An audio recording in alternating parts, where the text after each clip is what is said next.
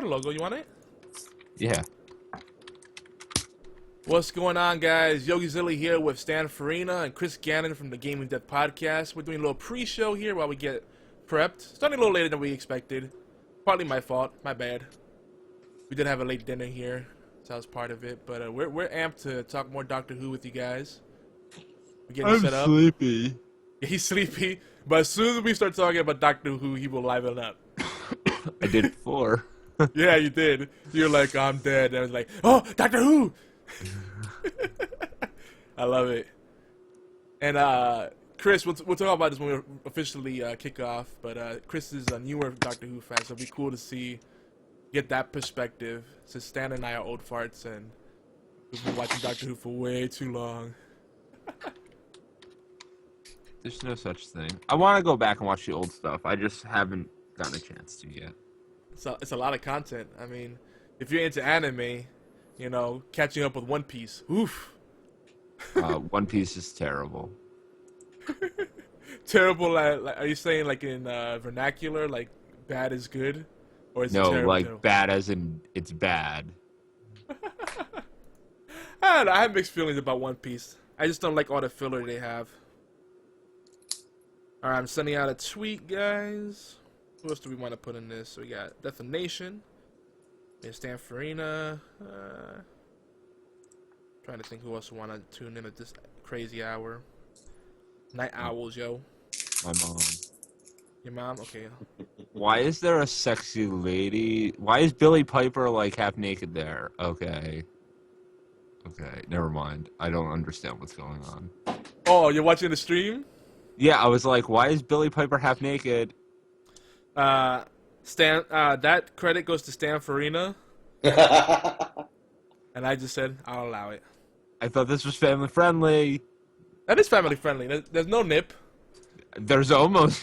and actually, I have to say thank you to all the women that have been supporting our show. We actually predominantly have a female audience, so that's cool.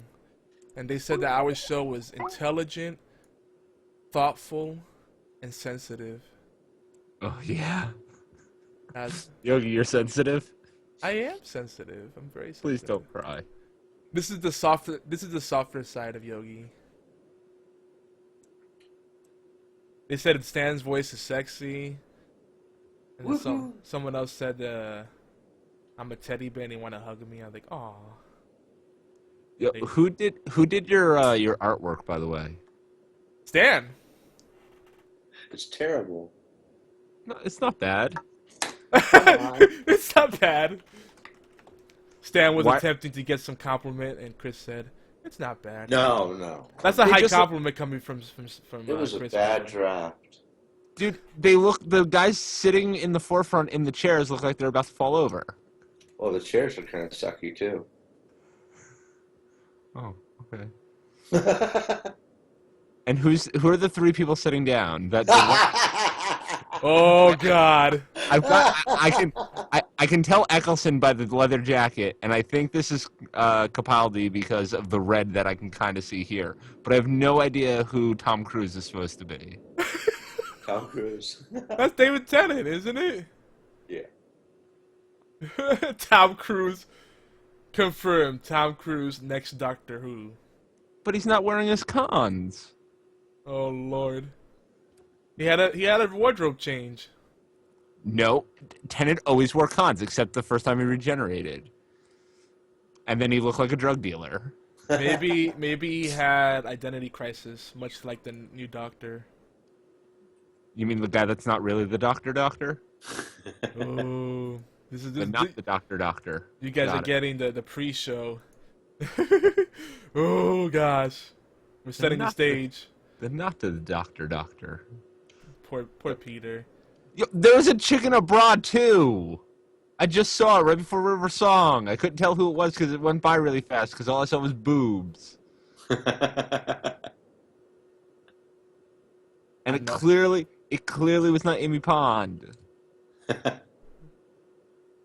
It's oh yeah, that's one of the original companions. I know what you're talking about, the black and white picture. No, she's not black and white. She's in like a pink bra.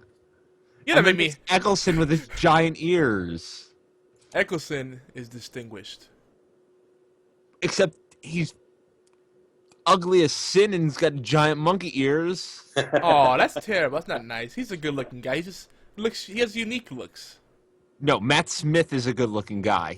Matt Smith kind of looks like a monkey, but a sexy monkey. From outer space. Oh, From outer space. poor Echo. What are you wearing on your head? Same shit I- I wear on my head every time I dye my hair. Have you not been around for this yet? Uh-oh. Had to drink.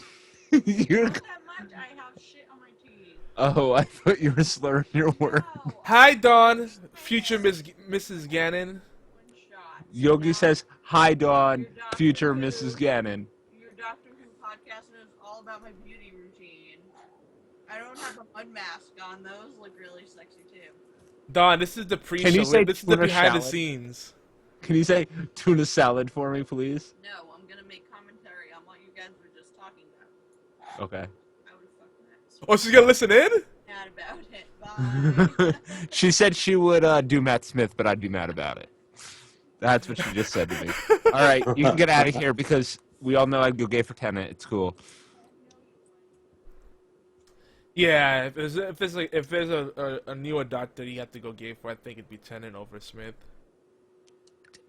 Smith looks like kind of a monkey from space, but a sexy monkey.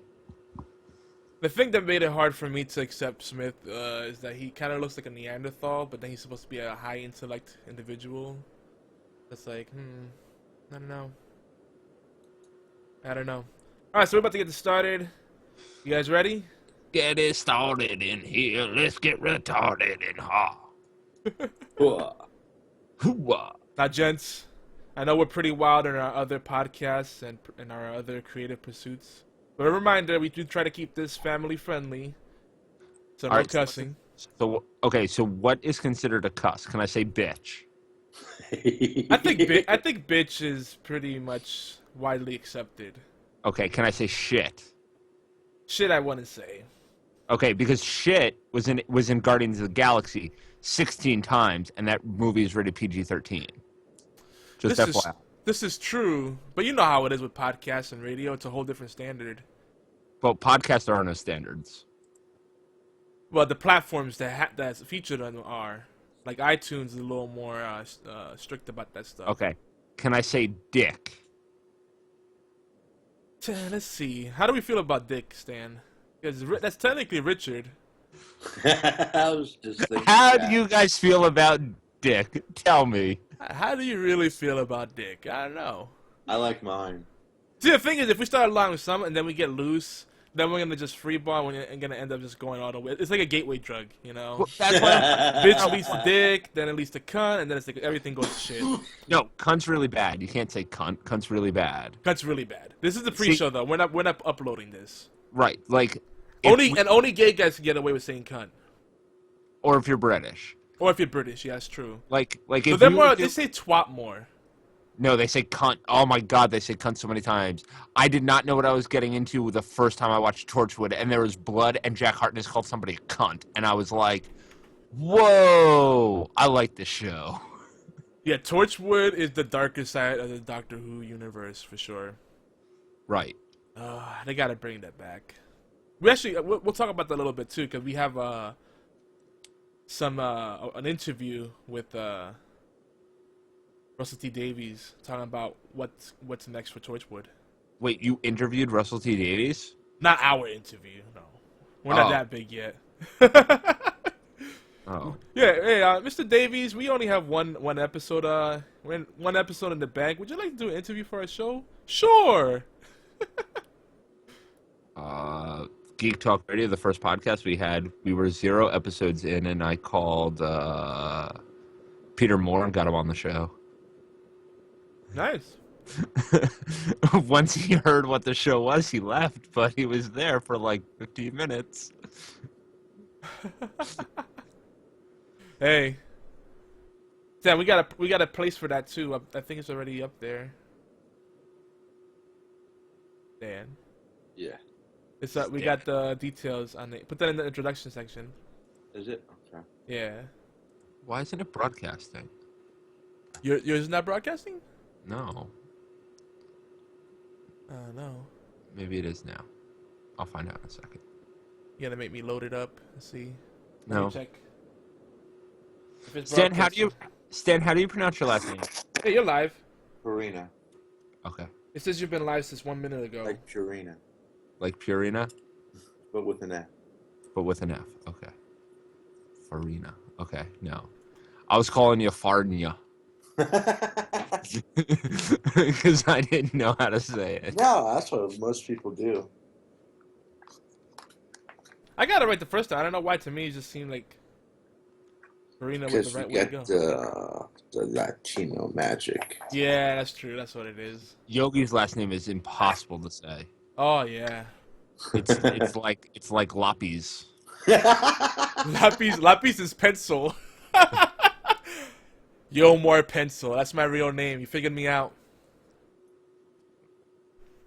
I thought pencil was Lapis, not Lopez. No, but you said lapis. Yeah, Lapis. La Pluma, Verde, Donde está el baño? Tu cabezas en mi pantalones. You sound like a politician speaking Spanish. I just said politician. Politician. Oh Lord, yes, I'm not Latino. You're Polynesian? Yo, I made a mistake at work today. I thought somebody that I worked with was from Estonia and they were from Macedonia and they got really mad at me. Where's Estonia? Estonia is north up by Switzerland, closer to Russia. And Macedonia is like east of Greece. Yeah, northeast. Yeah. Well, people should know that Americans suck with geography. I'm really good with geography. I couldn't understand him through the accent. I thought he said Estonia. Oh gosh. All right, so you guys ready? I'm about to cue up the music. Hold on. I gotta mute myself for a second. Hold on. Just give me a second. All right. How do I mute this? All right. I pressed this button. All right. I'm muted. Fuck shit. Fuck. Terrible. Fuck. He had to get out of his system. Fuck. All right. Now I'll. All right. Stan, you muted? Yeah. Oh, I must have. I don't know what happened. I muted myself, and then it said muted, and then I unmuted, and it said muted. I don't know what's going on. Am I muted or not right now? Can you No, hear you're me? not. Hello. Hello? Okay, so mute. There we go. All right, here we go.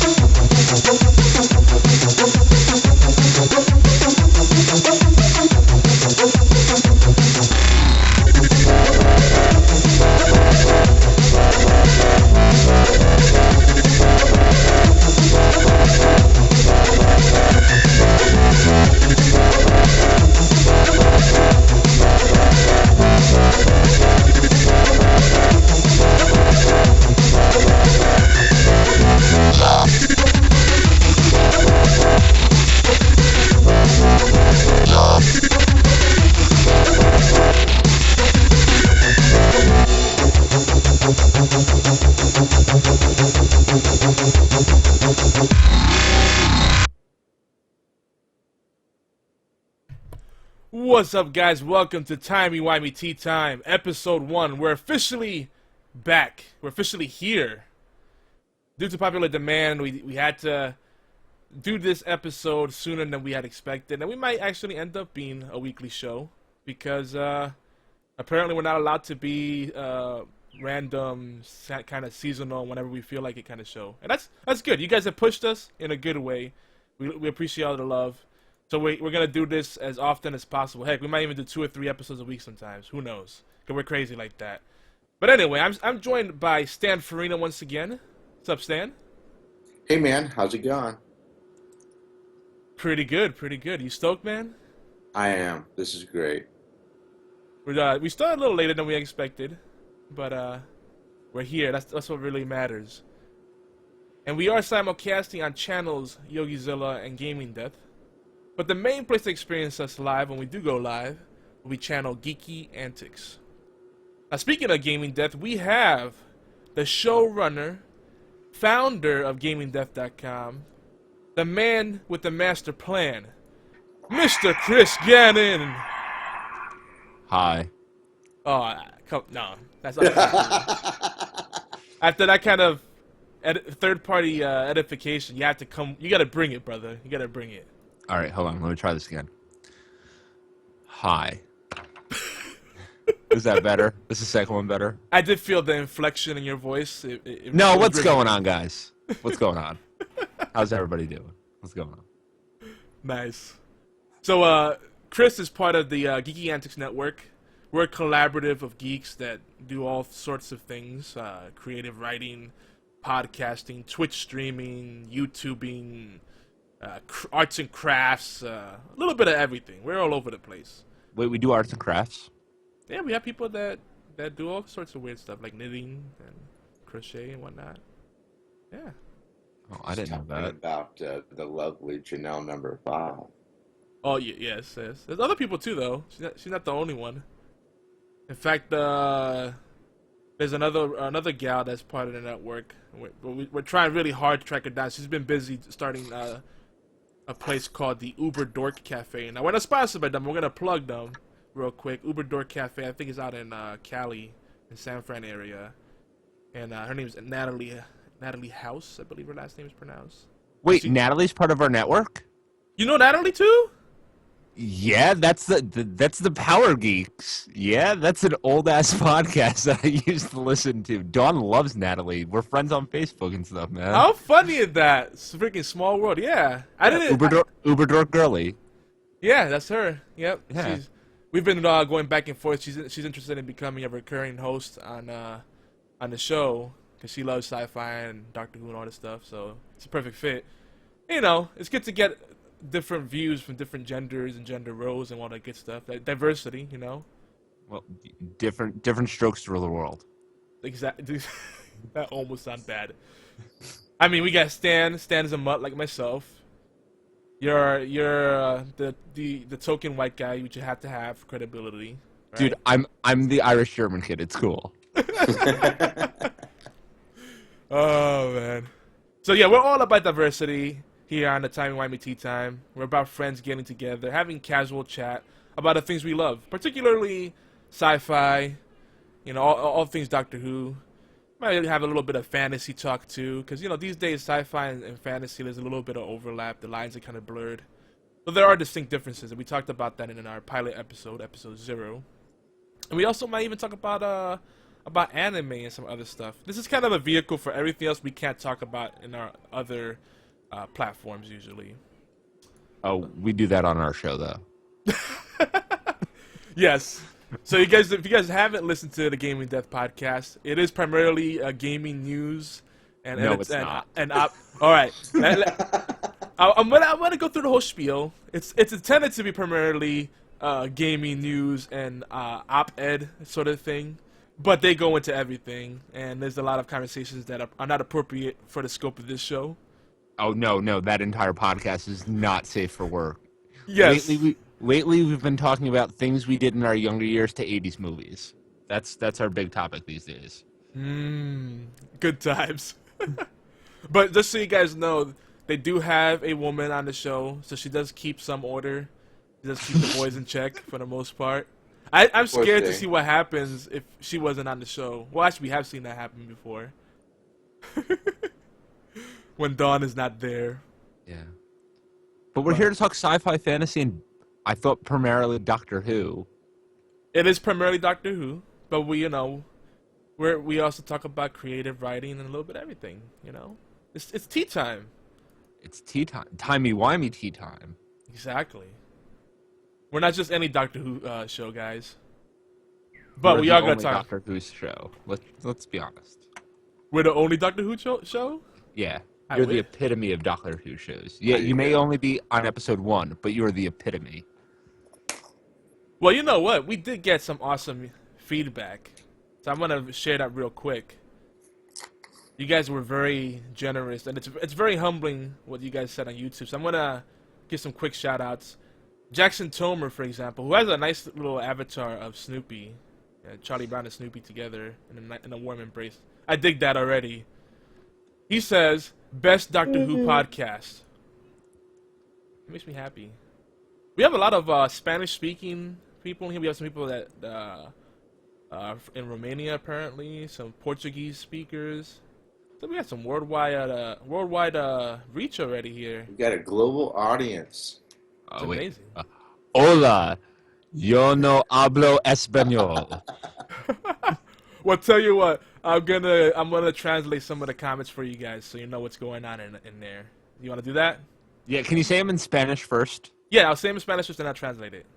Okay. That's what we're gonna do. Maybe me and Stan should try and guess what they're trying to say. Oh gosh, we can do that. And by the way, guys, so you know, if this is the first time you're listening to our show, which is more than likely it is, we're unscripted and pretty much unstructured. We do have some talking points, but we'll very loosely adhere to them. So this was not planned at all. All right, here we go. So I should probably start from the top. Okay. So the first one is Iker Foss. He goes, "Me gustaría oír a Yogizilla hablar más español." That means you guys gonna take a stab at it? You want to take it first, Stan? It means I can go slower if you want. No, I think I got it. Okay. they like the Latin love. They like the fact that Yogi speaks Spanish. Close. He said he would like the gustaría. The ia is a conditional, so it's like would like. It's the conditional form. So I would like to hear Yogizilla speak more Spanish. So we're gonna do sprinkle a little Spanglish in. We're gonna do that just for you guys. You guys ready for the next one? How do you say Doctor Who in Spanish? Don't. You're being funny. No, seriously. Doctor, and then who? Oh, well, I guess if you want to translate the Doctor, who, if you want to translate the who, like you that. can say quien. Doctor Yeah, because quien. because remember that Yeah. because who is not a proper noun. That's true. That's true. Well, It's not. if it appears in a regular sentence, in the body of a sentence, they usually capitalize it. But that's usually But because the it's the title character's of the name show. is not Doctor Who. That's the true. character's name is the Doctor. But it's a proper noun in its form that it's a title. No. No, like his if- title is not Doctor Who. But that's what. Yeah, in the universe, they don't refer to him as Doctor Who. They refer to him Yes, as the Doctor. he is the Doctor. So the doctor, the phrase "the Doctor" would be capitalized, but not Doctor Who. That's a Right. good point. Mine is blown right now. You guys ready for the next one? Yeah, let's hear the next one. All right, this one's from Peppa Farah, who's quite the looker. We have a really. I mean, no offense to anyone, we have quite an attractive audience. The boys and the girls, everybody. Is she a bot? No. Okay, just asking. Yeah, these at first that was our thought, but then we looked at these people actually have other activity that's legit, and these comments are well too thought out to be bot comments. Okay. You know, and the dead giveaway is that they don't link to Viagra pills Or porn. or porn. Oh, That's the dead no giveaway. porn. Sad. Sad face. All right, Sad so Peppa says, "Siento como que estoy saliendo con mis mejores amigos." You guys want to take a stab on that one? Oh. Listen to you guys Pass. feels like listening to you guys feels like listening to old friends or talking to old friends. Wow, you're pretty good. Not bad, dude. Wait, you're not cheating, are you? No, yo no hablo español. I understand pequeño español. My stepdad's from Mexico.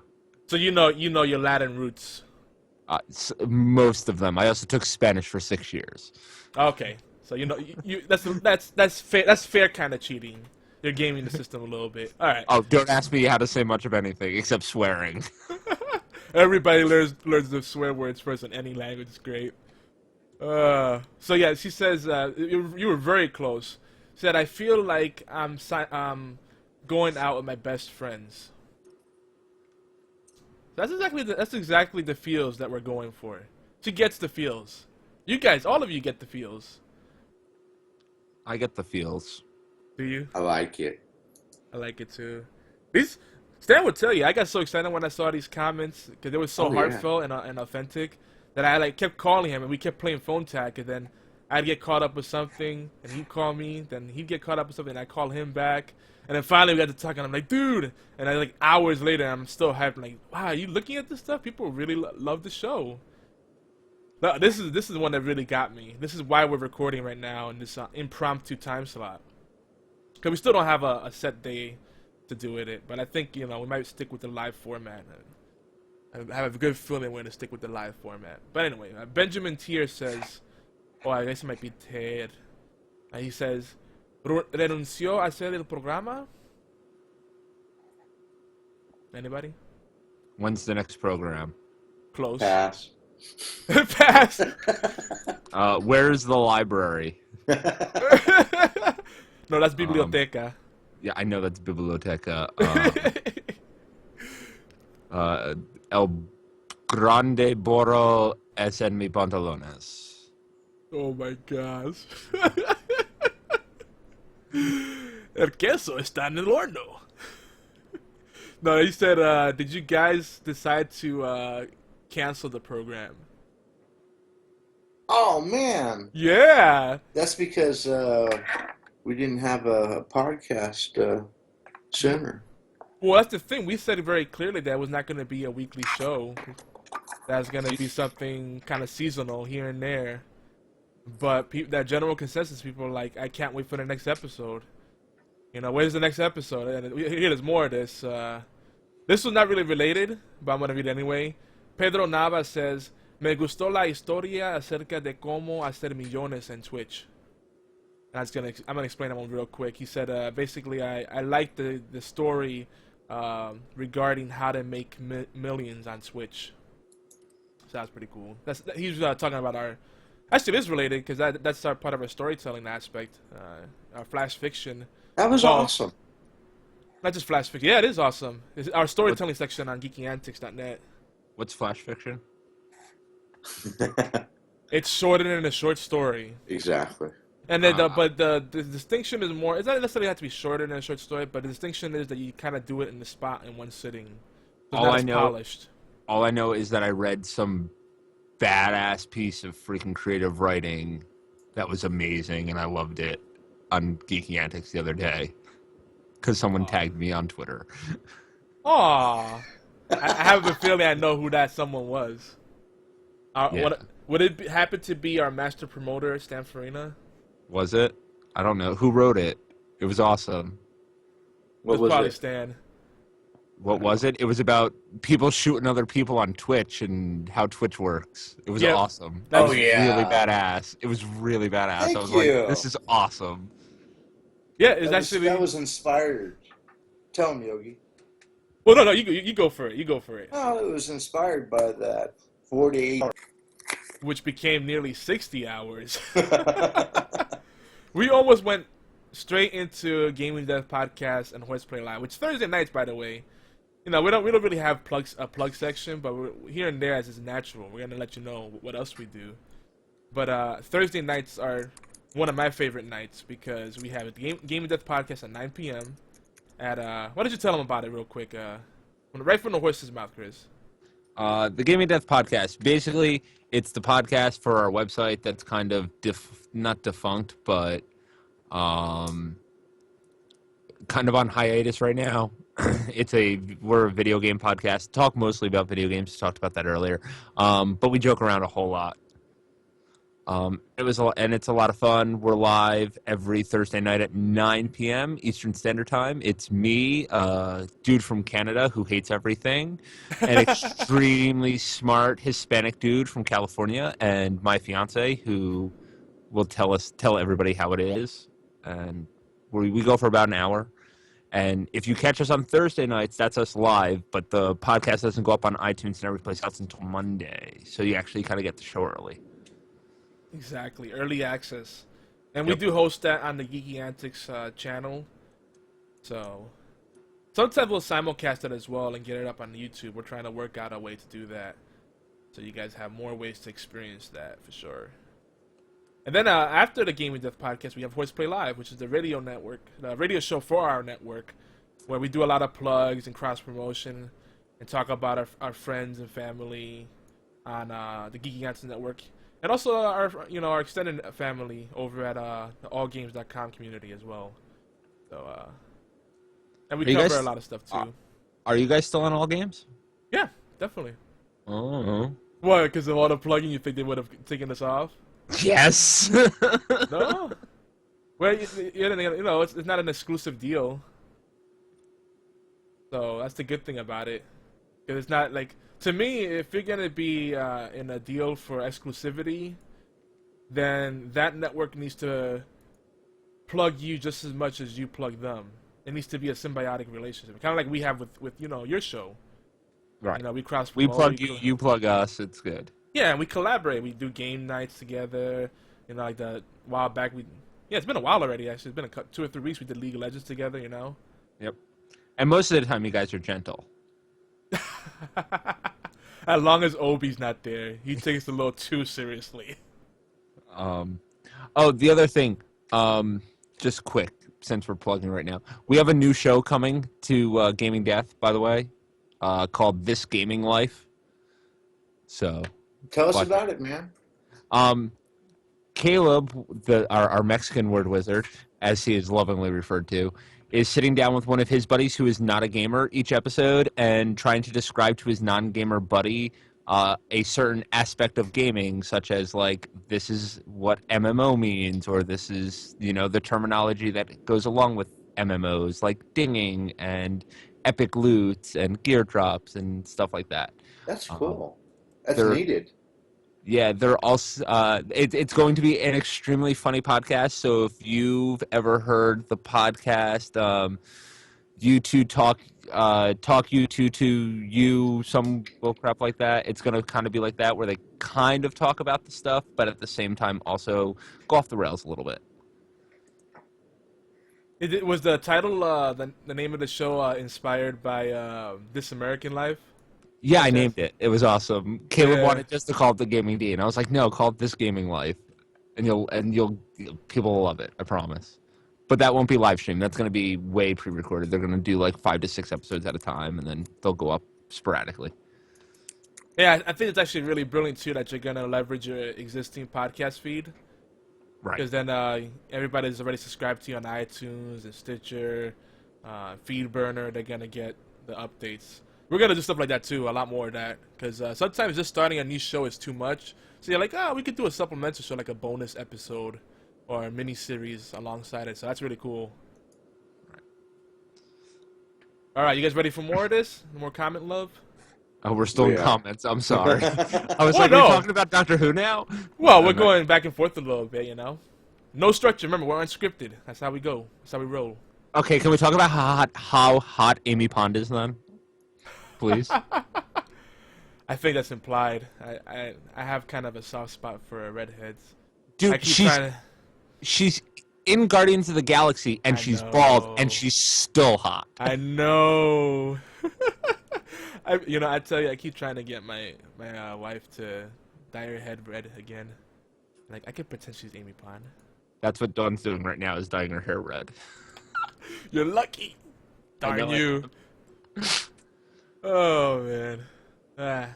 This is us boys. This is boys being boys. By the way, we do need more hosts, whether you want to be a guest host or a recurring host on the show. We're going to try to nail down a time and day of the week that's best. Because originally we were just going to say, we're just going to do a few weeks of just random recording and see what days we get the best response on. But I think we need to nail down a set schedule sooner than later. So we get a bunch of you folks worldwide on the Twitch chat. So I'm thinking midday for us on the East Coast would be best, like in the afternoon. So we get the folks in the UK and, everywhere else you guys are at. I think we have folks in Germany, different Spanish-speaking countries. I mean, I'm amazed. I'd love to be a reoccurring guest, by the way. Especially if you guys do this 50th anniversary group viewing, I want in. Oh, yeah, definitely. And we're gonna talk about that too. We're gonna talk about the tentative date that we've set for that. Another idea. I was setting you up for a segue. I guess we'll do it now then. Are you is Spanish too much for you? Is that what it is, Chris?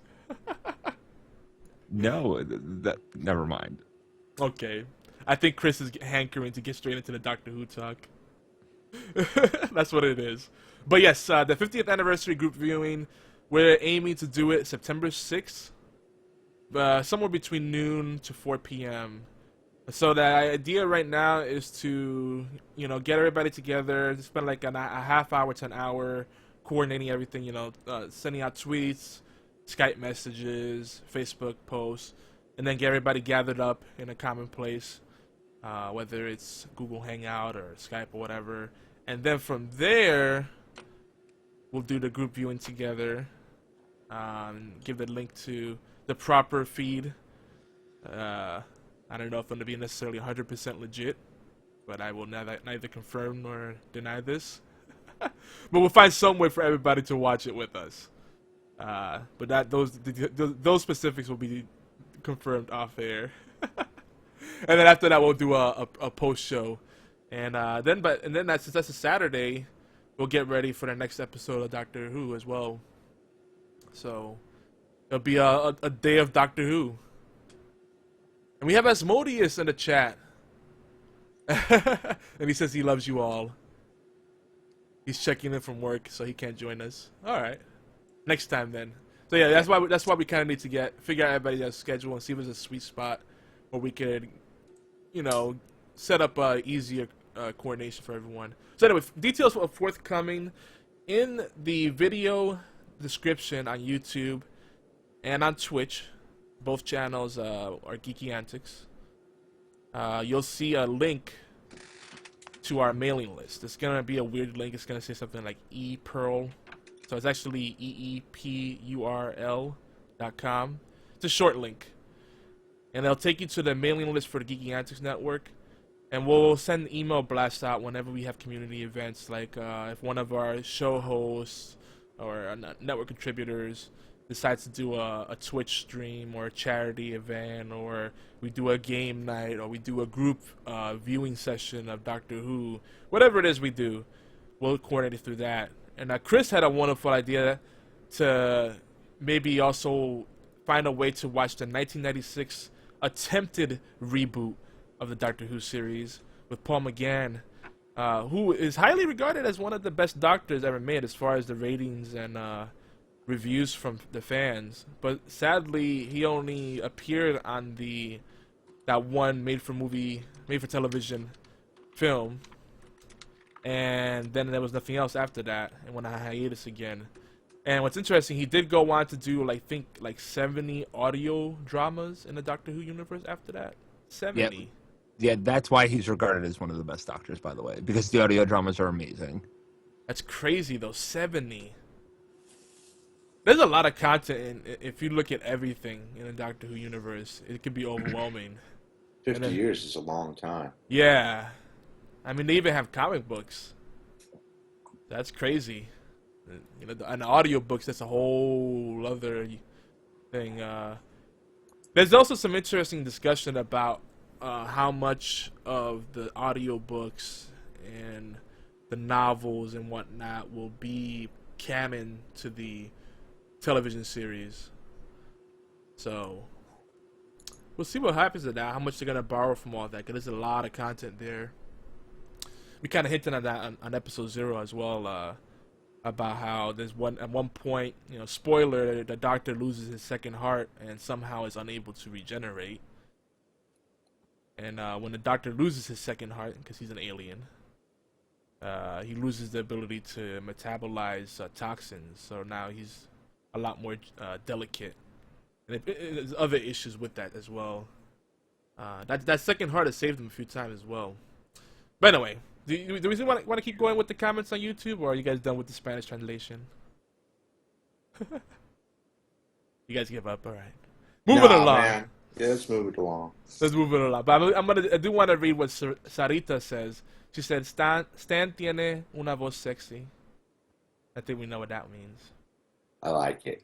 Yeah, they like your voice, Stan. But yeah, the overall feedback is you guys wanted us to do it weekly or as often as possible. A lot of folks asking about the group viewings and the community events, so we're gonna get that going. So make sure you do subscribe to the mailing list, so you can be a part of the Doctor Who stuff, and also the rest of the stuff we do on the network, and meet some really cool geeks. We have a lot of cool people, man. A lot of contributors with really good projects going on, like the stuff that Chris just talked about. So we're excited. It's a great time. We're growing really fast, and it's only gonna get better, guys. All right. So what else? We're still kind of doing introductions here. So we talked about the virtual meetup and how we're gonna set that up, group listening and all that. We talked about our mailing list. Back to the basics, dude. The basics. What is Doctor Who? Who is Doctor Who? Well, we do have one more piece of information. We're going into that before we delve into Doctor Who, because then we'll never come back. We'll never go back. Once we go Doctor Who mode, we're not gonna go back to the other stuff. It's true. If you guys want to join the conversation, you can't join us live. You can't call in or join us on the Twitch channel. Leave us a voicemail, 206-415-4987. And the main thing we'd like to hear is what has been your experience as a Whovian, a fan of Doctor Who. And that's actually a formal term. It apparently is in the dictionary in some places, particularly the UK. They actually made it a real word. That's how much Doctor Who's become part of our culture. But let's see. What was your first experience with Doctor Who? Whether you're an old school fan or a new fan of Doctor Who, we'd like to hear what your thoughts are. And especially if you're a newer fan, because it's a whole different experience. Chris, you started with the 2005 revival, pretty much, right? I started watching Doctor Who exactly 1 year ago, 2 weeks ago, and started with the stuff that was on Netflix, starting with Eccleston, and I am now full-fledged into the Whoniverse. Wait. How long ago did you get into it? About a year. Oh, okay. I heard something completely different for a second. Woo! Okay. Yeah. That's still pretty recent. Yeah. So you did a lot of marathon viewing, huh? And I fell in love. That's awesome. Doctor Who could be like Pringles. Once you start, you can't stop, right? That's exactly what happened. Was I watched you have to understand that my first introduction to Doctor Who was me going, okay, I keep hearing everybody talk about Doctor Who. I've never seen an episode of it before in my life. I'm going to sit down and watch this. And there's this goofy-looking British guy in a long leather trench coat. Eccleston. And this really hot blonde being attacked by plastic mannequins. And I was like, what is this? This is cheesy and weird. And super smart and really funny and entertaining. And then I got to like my first kind of really emotional episode, and I was like, wow, this show is perfect. Because it just hit every note that I've ever wanted it to hit. And I fell in love. And I've yet to turn back. Like, now I want a Doctor Who tattoo, and it's crazy. Nice. See, and it's funny. We've already, just in the infancy of our show, we already have some people that listened in and became Whovian converts. Like, now they're into it. and before that, they were like, I don't know, it looks kind of cheesy, or they didn't see the big deal. We've had some people that they wouldn't give it a chance because they felt it was quote unquote too mainstream. And I'm like, what? It's still kind of a niche thing, depending where you are in the world. No, I'm sorry, Yogi. I have to cut you off there. Doctor Who is officially mainstreamed. They had a pre-show with Chris Hardwick this year. Yeah. They're officially mainstream. That kind of breaks my heart because Stan would tell you I'm not a big fan of Chris Hardwick. Who is? The Chris Hardwick's content everything he does should be called the Chris Hardwick Show. Exactly. Let me ask a question. As you two, Stan and Yogi, you guys are people that have watched the show for a very long time. Does the show, like regeneration, seeing an actor you really like leave, does it still spark an emotional response from you guys? When an actor leaves, yeah. Like, Especially if you like the way he did Doctor Who. I cried when Billy Piper left. I cried when Tennant left. I cried when Smith left. Am I allowed to spoil stuff from like Matt Smith's season? That's up to Yogi. Just say as a spoiler coming up, and then it'll be Okay. fine. Spoiler for for the Matt Smith stuff. Just fair warning. I cried my eyes out when Amy and Rory died. They were my favorite companions for a very long time. Yeah. They reminded me of my fiance because if I was Rory the Roman, I would totally wait thousands of years for my fiance. And I loved the Ponds, even if their last name wasn't Pond. And I almost cried when they got the divorce, and I was like, no, you guys are meant Yeah. to be. We talked about that I love Amy Pond and Rory because they're a believable couple. They go through the ups and downs. It's not this like mainstream, everything's happy-go-lucky. I hate watching relationships in most movies because it's so unrealistic. That's not how it happens in real life. But they went through like their fights, their struggles, and no matter what, they loved each other. And I have to say, the moment when you brought that up, I just got chills. I was like, yeah, I know what you're talking about. Now, but I do have to say, I told Stan last time, it's like 2-something years though. I don't know if I could do it. I love my baby, but no, sorry. Unless there's some board games, then maybe. But the weird thing about Amy in particular was when she was first introduced as a companion, I hated her. I hated that they were sexualizing the companion so much. And then when they brought Rory in and it balanced everything out, it was fine. But like her showing up and being like, I do snogging-grams, and I was like, oh, okay. So you do basically stripper-grams. And then she like made out with the doctor, and I was like, Doctor, stop cheating on Rose. Yeah. Well, she never got a chance to grow up because the doctor was in her life since she was a child. So she had that she never had that closure all her life waiting for him. So you got to think about it, like she was hankering for some doctor action. That speaks volumes just more for Rory, the fact that he was able to knock her out of that and get her to move on. And Rory is a great hero because he's an everyday guy that all us men can relate to, except for those of us that are like pretty boys. Then you might need something a little more like, I don't know, George Clooney or something. But he's an everyday guy, and he got the girl. That's cool. Right. And it's believable too. Well, you saw the callback in Capaldi's first episode to a Rory Amy episode, correct? Yeah, I gotta rewatch it because there's a lot of I've noticed there's a lot of things they kind of sprinkled in and then I'm like, I think I missed something. It's the very last scene of the very first episode of Capaldi. You talking about Missy?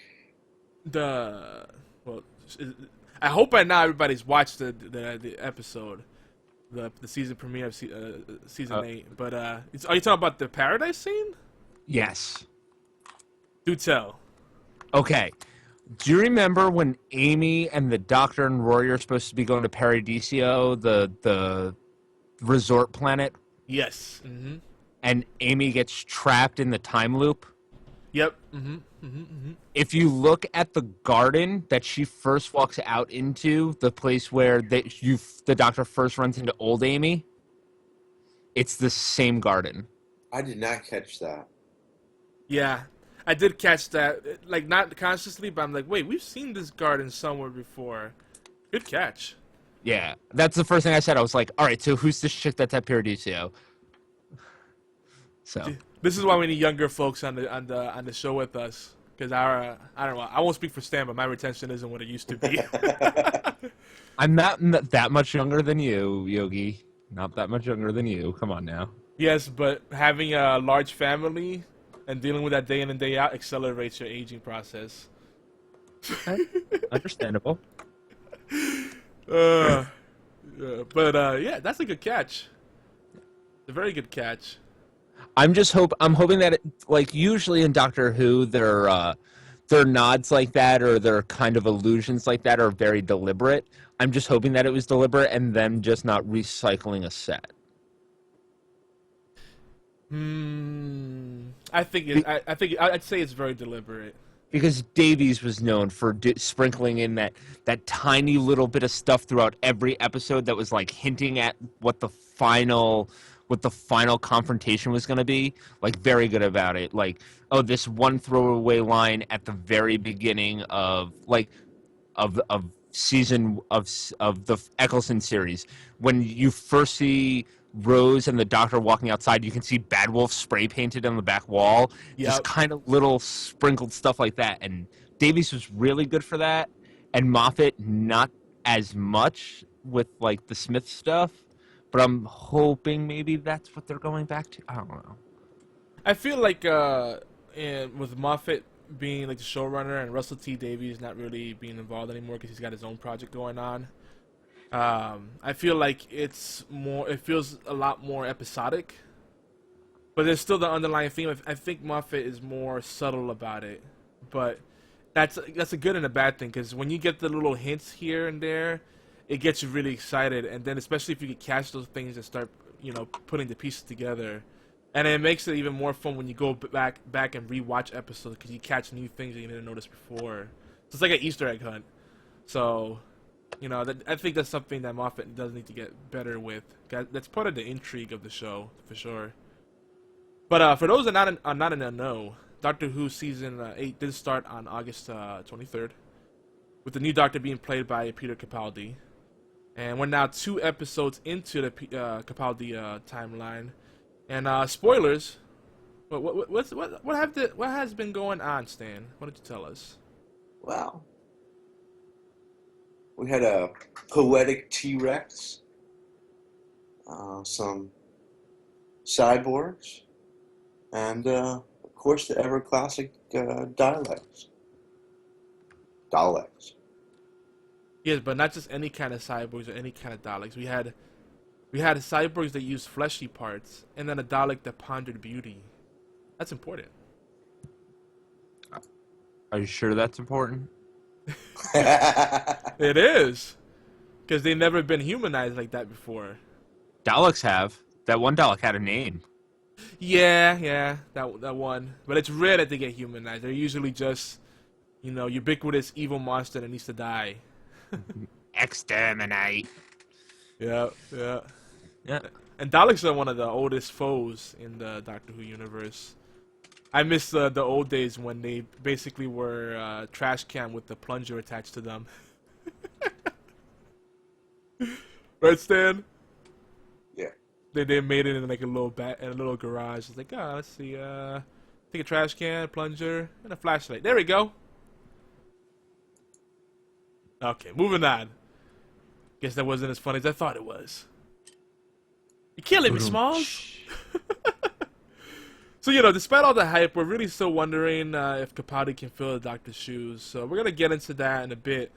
But again, for those, we want this show to be a more accessible Doctor Who podcast. We do talk about other things, but Doctor Who will be a big focus, obviously, because it is the Timey-Wimey tea time. So let's talk about, what is Doctor Who? Who is Doctor Who? Stan, why don't you tell us? Tell the wonderful folks listening or viewing. You better take it. I have some technical difficulties. Are you? Okay. All right. So for those of you new to Doctor Who is a 50-year and counting sci-fi TV show about a man, a blue box, his friends, the universe, and everything. The thing is, a man is not a man. He's not human. But he looks like a man. Depending on what you consider canon. Yeah. In the Paul McGann 96 movie, he says that he's half human. Yes. And, he is half human. His mother was human. According to the 96 movie, most actual like hardcore Doctor Who fans will be like, no, that's not true because the 96 movie isn't in canon. Don't ask. But I think his mother, in the history, his mother was always human. Now, Hmm. now Time Lords are raised in a weird way. I don't know. They come out in incubators. Who knows? So maybe he's not human, even if he has a human mother. Oh no. He also has kids and a Well, granddaughter. yeah, exactly. There's a granddaughter, Susan Foreman, who doesn't, I don't believe, show any traits of being a Time Lord at all.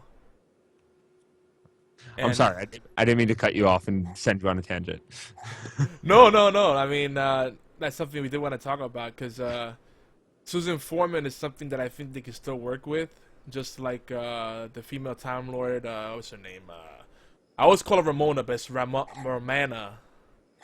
That name does not roll off the tongue at all for me. I don't know why, but these are characters that are kind of lost in the mix, and I don't think they ever had any closure, so they could kind of bring them back. But yeah, They could bring back Jenny too. yeah, that'd be cool. There's so much they could do for sure. But so back to what we were saying. So who's the Doctor, and what's Doctor Who the show? So the other interesting thing is his face keeps changing. What's up with that? It happens every now and then. We don't want to give away too much because we want you to experiencing that aspect. I think is part of the fun. So his face and body changes because he regenerates. We're gonna get into a little bit into the rules of that and why it happens. And then that's something we'll probably revisit quite a bit. So just fair warning there. But trust me, your first regeneration will be such a wonderful thing, like your first Christmas as a kid. If you had a good Christmas. If you didn't have a good Christmas, then I'm sorry. Or it'll be Sorry. devastating when you're losing your favorite doctor. Yeah. Well, yeah, just like Christmas when you're a kid. It's like you look forward to it, and then it's just this. You wait for it for so long, and then in a blink of an eye, it's gone. It's like, darn it. So that's kind of it's the same. But so yeah, almost every time that he does regenerate, he's played by a new actor. That's kind of part of the reason is that they started a trend because it was a good way to keep the show going, and not have to reboot it all the time. It's quite brilliant, actually. Can I cut in? Can I cut in really quick? Yeah. Tennant's the only Doctor to regenerate and keep his old face, right? Matt Smith did too. When did Smith regenerate and keep his old face? The Christmas. Yeah. He didn't keep his old face. He was regenerating. Not much longer until I change. And then he, rather than going through the process and becoming Capaldi like slowly, he just looked down and then looked up and was Capaldi. But I mean, like Matt Smith regenerated at one point in series 6, I think it was, series 5, and then continued to do another series or two as Tennant. He's the only one to do that, correct? Yeah, I'm It trying might be. It might be actually, yeah. Good Okay. call. Yeah. I can't think of any other presidents. Any other presidents? Precedents. Oh, Sorry. precedents. Okay. Say it in Precedence. Spanish, Yogi. Listen, I'm giving you Spanish when I speak English. I kind of put a little Latin flavor in there. No te metas conmigo, te doy papao. But so yeah, another people joke that part of the reason the regeneration happens, and don't mind the crazy dog in the background. He's about to get punched. Nah, not really. Animal cruelty is bad. Don't do it. But He's protecting your family, man. yeah, he's protecting us. And then at one time when you need him to bark, he's gonna be like, "Oh, how you doing?" Dogs, gotta love them. But anyway, some people joke that the whole regeneration thing is like the BBC's way to keep the actor's salary low and the story going forever. So that might be a major part of it. I don't think that's all of it. Either way, it's been worked into the whole science fiction of the whole aspect. There's real rules and rhyme and reason to everything. There are some plot holes. We've talked about this. There are some inconsistencies. There's some continuity issues. I mean, the show's been running 50 plus years, for Pete's sake. You gotta come to expect that. Especially with different writers having their hands in it. It's gonna happen. But again, if you are already familiar with the Doctor, everybody has their favorite Doctor, and we like to hear who your favorite Doctor is as well. So the voicemail line 206-415 4987. Let us know who your favorite Doctor is and why. We John had Hurt or actually. David Tennant. Yeah, we really know what yours is, Chris. I think it's safe to say that everyone that started 2005 and up loves David Tennant the most. I like John Hurt better than Tennant, but that's just me. I did like John Hurt a lot, but that was such a short-lived experience. They should do a spin-off of Doctor Who where we just get to see the John Hurt stuff. John Hurt and like a little behind-the-scenes stuff of the Time Wars. Yeah. Oh my gosh, how good would that be? And that would allow them to be even heavier on the science fiction part.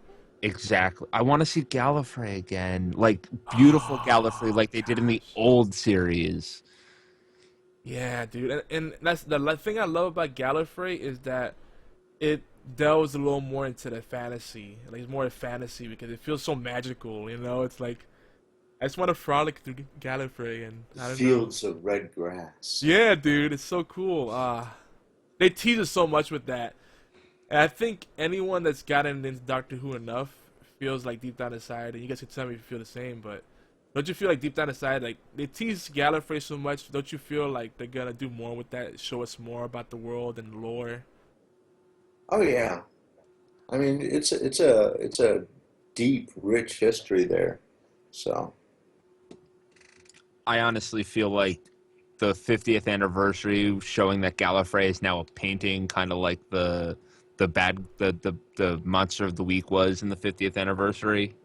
How Gallifrey is now immortalized in this painting, but that's the actual Gallifrey. I think that's going to play a part probably towards the end of this season. Dude, that whole thing of the living art, Time Lord art. Oh my gosh, I love that. Stan, you it's a gonna say great something? concept. Yeah. Well, if they bring back Gallifrey, oh, I almost said a bad word, dude.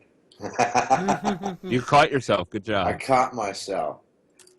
I don't want them to bring back jerks because usually the old Time Lords, like Razalon, who's kind of like I think the founder of Time Lord Society, is always presented as a jerk. And I wish Mm-hmm. they didn't have to go there. Yeah. Yeah. You know, and the Doctor has had mixed feelings towards his fellow race. Like, he mourns the loss, but at times it's kind of like good riddance. But then he calls upon their help in the Christmas episode.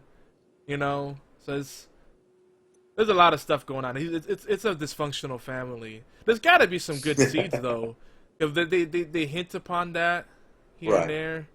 But I feel like they should explore the good guys. You know, have like a team up. You know, with a good Time Lord and a Doctor. That'd be cool. Because they usually are jerks, and it's kind of annoying. Like they have the Corsair, which was briefly mentioned in that episode where they pop out of the universe and go to that planet that eats TARDISes. And so they've got this character that they've been talking about, the Corsair, and actually could also be a woman because they said that some of the Corsair's regenerations was as a woman. But anyway, I mean, basically, Corsair is like some kind of pirate Time Lord that has a lot of fun. I think we should see that. That would be cool. Wasn't that how the Doctor got started out to begin with? He wanted to just go on an adventure. He's kind of a child at heart. He stole a TARDIS and then just went on a joyride with it. Isn't that how it kind of started? Yeah, I think that's officially how it starts. He found it in a museum. He never quite had like a mission or a purpose. It was just like, I'm going on a joyride. So, there's lots I think we're about to open up a can of worms there. So let's go on to one of the things we did want to talk about. Okay, this is a big thing. We've been hinting around it and kind of dancing around the topic. Well, we could do one of two things. We could talk about our season 8, premiere impressions, or we could talk a little bit about the rules of regeneration. And like I said, this is going to be an ongoing topic. There's a lot of stuff a lot of tangents to come out of that. What do you You guys pick think it, Chris. I think Chris has something to say I about don't have any. Clara. How she's a terrible companion. Oh, okay. So I guess we're just going to season 8 premiere impressions then. She's a flat character. She has no personality. She was. I wish that the Clara that was in the spaceship as Souffle Girl, Oswin Oswald, was the Doctor's companion and not Clara because I think she's boring. So all right. So before we knew exactly what to expect from season 8, there was some speculation that Clara would not return, and for better or worse, she did return. So let's just For preface worse. that. Let's be honest. For worse, Clara came. Okay, they started season 8 or series 8. Excuse me. I keep calling it season, and it's not season 8. It's series 8. Well, They for us started in the States, we call it season. But yeah. It's series 8, and Clara returned with some old guy who they keep calling the Doctor, but clearly isn't the Doctor because the Doctor wouldn't act that way no matter what. Well, to be fair, both Clara and the Doctor feel like they're both acting out of character. That's how I felt from the beginning. I feel like suddenly she's gone from, I don't know. All right, well let's before we get into it, because this is important. The concept of the Impossible Girl and the fact that she kind of exists as part of a time paradox is pretty awesome. Because technically, Clara should not exist, right? So she's the Impossible Girl, and she boggles the Doctor's mind. I'm sorry, I probably just gave a really big spoiler. So there are going to be spoilers here, obviously, because this is, we're talking about season 8. So we're hoping that everybody's caught up. But I haven't watched episode 2. I will be completely upfront about that. I had to work yesterday and did not get to watch it. I will be buying it on Amazon very shortly and watching it. But we won't talk about about episode 2 then. We will mention one little bit, because it ties into your Spoiler. feelings. Yeah, it ties into your feelings about Clara, and it might make you hate her more. Can I say it? Can I say it, please? Wait, what, is it time yet? You want to do it now? Okay, go ahead, Stan. Go ahead. Clara slaps the Doctor for no apparent good reason. Slaps him at the face. Really? Yeah. And that's very upsetting. It upset me tremendously. Oh, what are they doing? Yeah. So, here's the issue. This is what I feel like. I agree with Chris. At some points, she feels like she's the Kristen Stewart of the show. Like, no emotional range.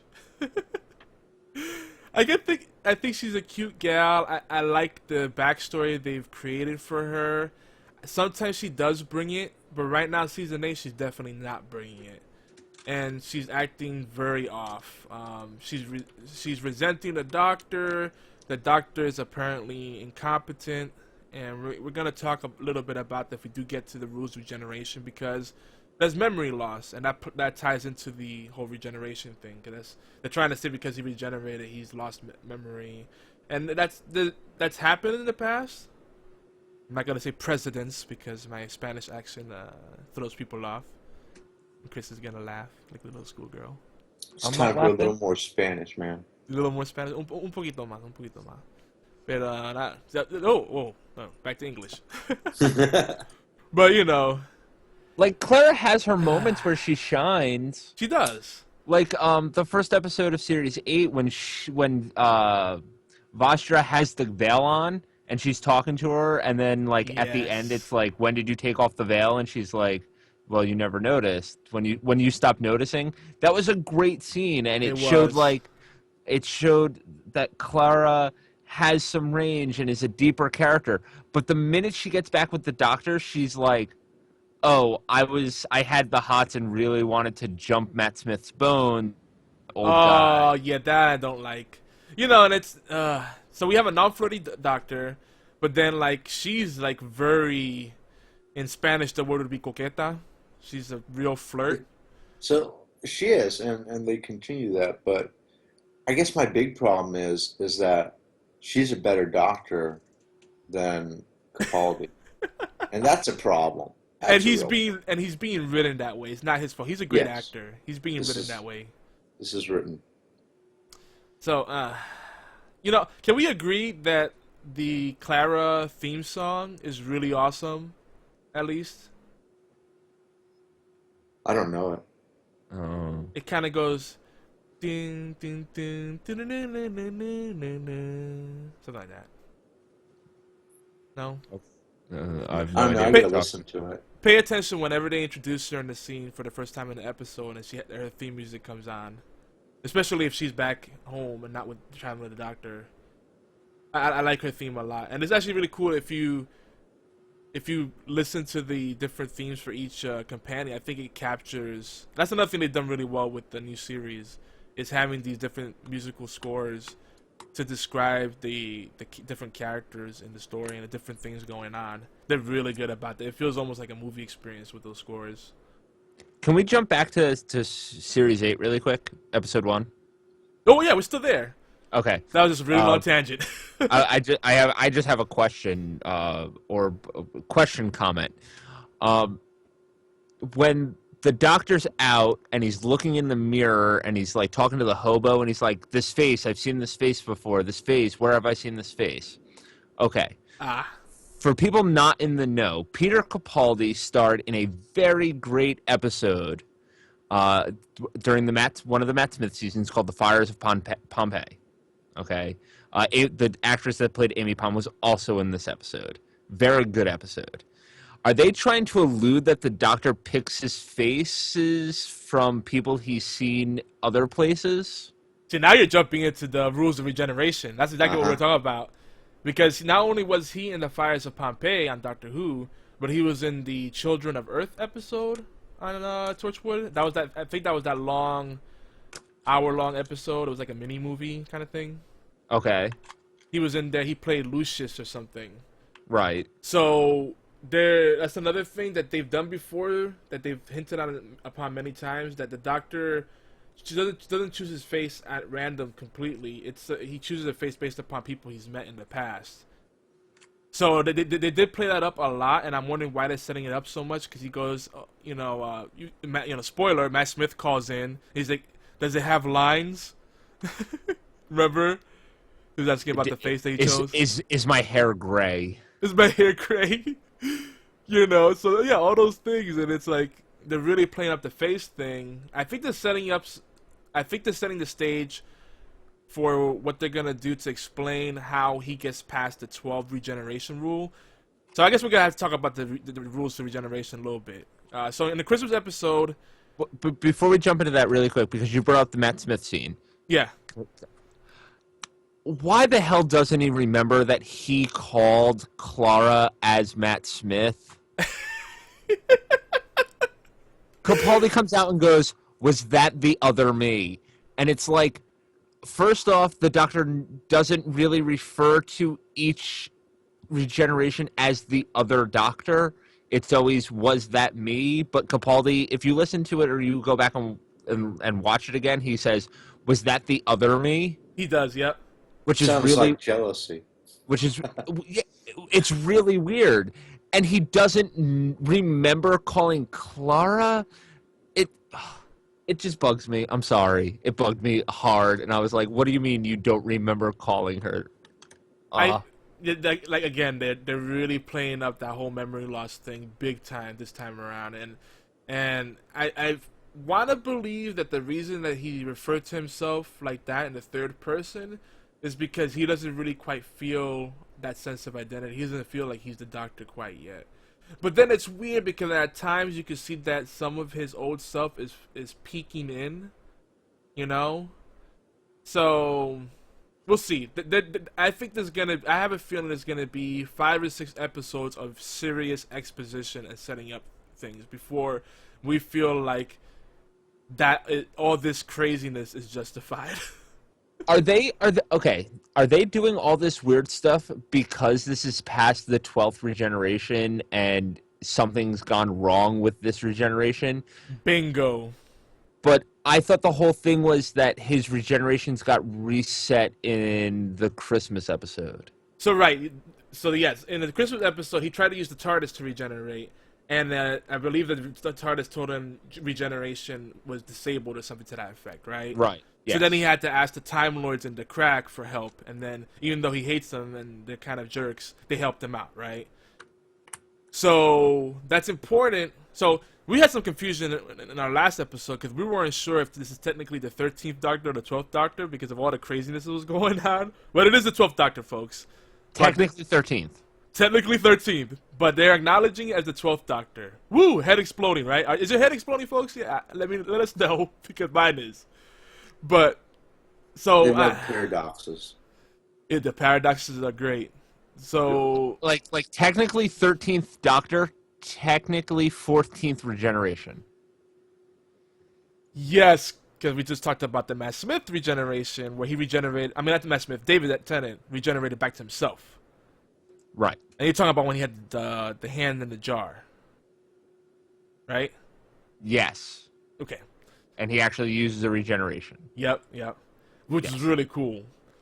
So there's a lot of setup here, and this is gonna encourage all of us Doctor Who fans, all of us Whovians. They've had a plan all along to deal with the whole 12 regeneration limit. There, and a matter of fact, I think that was Russell T Davies' solution that he came up with. In fact, The Doctor originally didn't have 12 regenerations. Wasn't it only 5? yeah, they've gone back and forth on that a bit, but for a long time it's been 12, because at the time they figured, oh yeah, I mean we're only up to when they were up to the 4th Doctor, at the time they were like, oh, 12 is more than enough. We're only up to the 4th Doctor, so that'll give us plenty of time, because they expected each Doctor to last a long time, each actor to stick around a long time. So that was a little short-sighted on their behalf. Because, why 12 regenerations? Why not 50? Why not 100? They kind of set themselves up there. But they do have a solution, and I'm trying to look up the exact quote that really got me excited. Because Moffat he addresses this.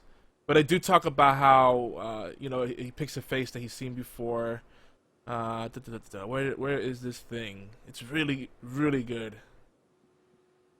Basically, I'll just paraphrase it. He says something to the effect of they might even bring Russell T Davies back briefly because he's busy with his own project, which is why Torchwood is not coming back in the foreseeable future.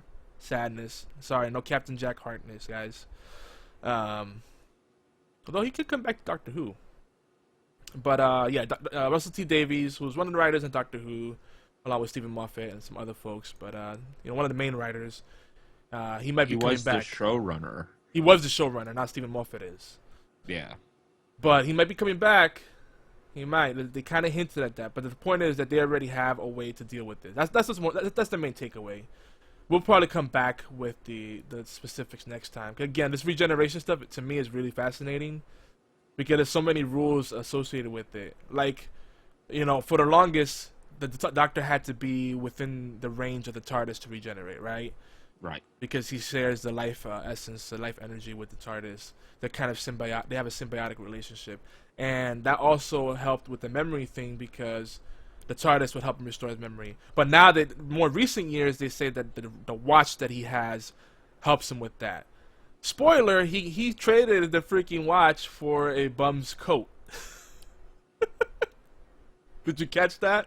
Yes, I did. So talk about Fubard. That's gonna. So how much longer do we have to deal with the Doctor being kind of like derpy? He's gonna walk around. Dee-dee-dee. Clara, can you help me? Dee-dee-dee. I'm scared, guys. I'm a little scared, but I'm also excited. Here's Doctor Who. Yay or nay? You guys sound scared. Yay or nay to what? Are you scared or are you excited? I'm scared. I'm super nervous. See, I feel the tension, guys. It's over the call. It feels like you guys are in here in the room with me, and I can feel the tension. And that's how tense it is right now. I'm still hopeful. I think we should be hopeful because the fact that they do have direction, and they're aware of all the plot holes and potential continuity issues, they can still go back and fix up a lot of that stuff and really tie it all up. And they, let's be fair, they've done that every season finale. They've done that really well. So what are they gonna use this time? Sonic Screwdriver Ex Machina, TARDIS Ex Machina. Now the Doctor can go back on his own time stream Ex Machina. Yeah, they've broken all the rules of time travel too. Like, isn't it one of the universal rules of time travel that you should never associate with your former self in another timeline? Yep, 50th anniversary. They did really well. That 50th anniversary, we talked about that, last episode too. How awesome would that? The Day of the Doctor. Oh, There so needs good. to be consequences to that 50th anniversary. I mean, so there needs to be consequences to all the Doctors getting together. Maybe they need to figure that one out. See, now here's my thing about Capaldi and why I still have slight faith that he's going to become the Doctor. He was in the 50th anniversary as the Doctor. Like, you saw his eyes and you could tell, like, that just by looking into his eyes, you're like, that's the GD Doctor. Mm-hmm. And at some point they have to, in the show, Clara wasn't there with him at that time.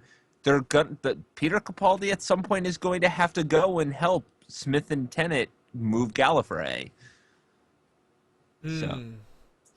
So the question is, when does he stop being the stereotypical, useless old man and get down to business? And become the badass Doctor again. Exactly. See, and I keep saying this, and we like I said earlier, we have a predominantly female audience, and we love all of you. But I think that what happens when they try to force a strong female lead, and they're just pandering, it's not authentic. And when you do that as a writer or any kind of creative, what ends up happening is you actually undermine that female's value because you're overstating it, and then also undermining the Doctor as a character and just making it. It's very hard to suspend our disbelief. That's what I feel is the overall issue here. So, Clara could be, super awesome and do all kinds of, unbelievable things, but don't do it at the expense of the Doctor. He can't be a buffoon either. So, yeah, it needs to change because I was hopeful that this, the Peter Capaldi Doctor would be a more serious Doctor, going maybe akin to like a Tom Baker performance. And I think he could be that Doctor if they write him that way. They at least need to change the direction they're in quickly. Shift gears, and get him out of derp status. What do you guys think? We know that they can do strong female characters. Like, look at Martha. Martha is one of the strongest female companions that the Doctors had. Yes. Or Sarah Jane. She had her own spin-off show. She was such a strong character. And they weren't over the top. They were believable. They were, it wasn't like just being mean or opinionated. That's like a stereotypical look at strength. It was just real strength. Because Martha's biggest strength, honestly, was her decision to move on. She was like one of the few companions that said, "All right, this is cool, but I got my own thing to do. Peace." And you got to give her props for that, because most of the other companions were kind of like, I don't want to leave. And the Doctor finally said, "Look, I got to move on. I'm out." Except for Rose. Rose was neither of those choice for Rose to leave. That's she true. She had to get left behind, or else she'd cease to exist. Yeah. Oh gosh, and when that happened, the whole wall scene, remember that? Both with faces pressed against the wall. Oh, that gives me chills. I'm actually getting chills right now throughout my whole body. Oh man, what about the beach scene where he couldn't tell her he loved her? Oh, dude. Rose Tyler, oh my gosh, I almost forgot about that. That was Tears. a moving moment. Oh my gosh, why did you guys remind me of that? There's a reason I put that in my memory banks far, far away. Now it's not. Out of morbid curiosity, I have to rewatch everything from the beginning. Well, the beginning 2005 and up. Do you guys think that Eccleston would have been a much better Doctor had he stayed with the show longer? Oh yeah, definitely, hands down. Dude, Eccleston. He would have been one of the best, right? Oh, he would have been. Yeah. I mean, if you see him in Leftovers right now, he's just so amazing. He's just got such a commanding presence. That alone, it's fun. Tennant and Matt Smith, they both brought, a more whimsical, flirtatious, fun Doctor. That's cool for that era. But, I think Eccleston could have been a really serious Doctor where we could have seen some really fire and brimstone kind of storylines where we're like, holy crap, how's he going to get out of this, I think because of the changing him out, they went a different direction with the overall tone of the story. Eccleston, I felt, had like that just the perfect balance of whimsical but super serious and dark at the same time. Yep. Like there was times where he go smile on his face and was like, "Yay!" And then there was times where he was like, "No, I can be a badass mofo if you make me angry. So don't do that. Do you know what happened to the Time Lords? I happened to the Time Lords. So back off." Yeah. And, it's interesting, too, because if you watch Eccleston reaction to the recollection of what happened in Gallifrey, and then how Tennant becomes more burdened by it. Like, Eccleston is more like, yeah, I pwned those mofos. And Tennant felt more remorseful and pensive, I think is the word to describe it. Like, he would zone out sometimes, and he'd have, like, this look on his face. He had that was, like, his trademark expression, like, I'm weighed down by lots of thoughts and regret. Did you guys get that same impression from him? Maybe. I did not. No?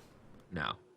Because at some point, he was, like, really troubled by all the weight of his sins, so to speak. That's kind of like a big thing he kept going back to. And Matt Smith just wears silly hats.